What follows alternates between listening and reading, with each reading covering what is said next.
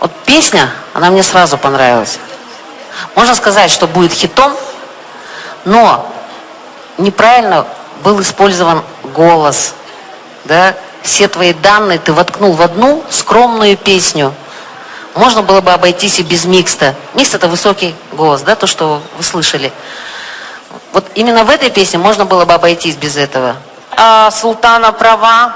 Мне не понравилось вот это, знаете, где невеста, вот бывает же, когда невеста в Запорожце, где вот, что лучше здесь, невеста или Запорожец, зачем после второго куплета, зачем вы наверх полезли, вообще не нужно этого делать. Это есть моменты, да, когда вот, ну, как исполнитель Витас, да, в тему там что-то сделал, да, нормально. А вот здесь вот в этой песне вообще не обязательно показывать свои вокальные данные, вообще не нужно показывать их все время в каждой песне. Мы прекрасно знаем, кто вы.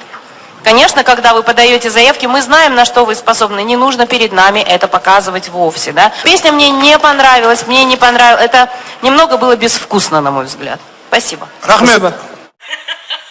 Өзің қандай баға бересіз Димашқа? Қазір енді Қытайдың мықты бір музыкалық жобада жақсы өнер көрсетіп жатыр.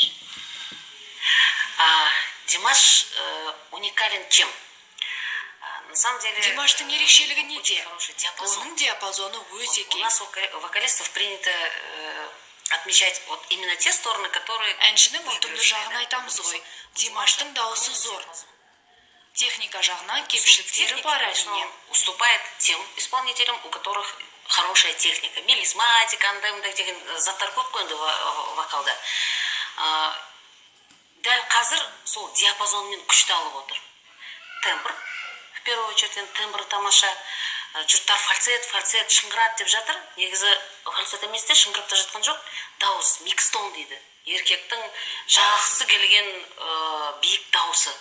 Ондайды микстон деп жатыр, бәрі біліп жатады енді, бәрі енді білмесе біліп қалдыңдар енді. Соның арқасында мінеки осындай деңгейге жетіп, қытайлықтарды бүгін таң қалдырып жатыр.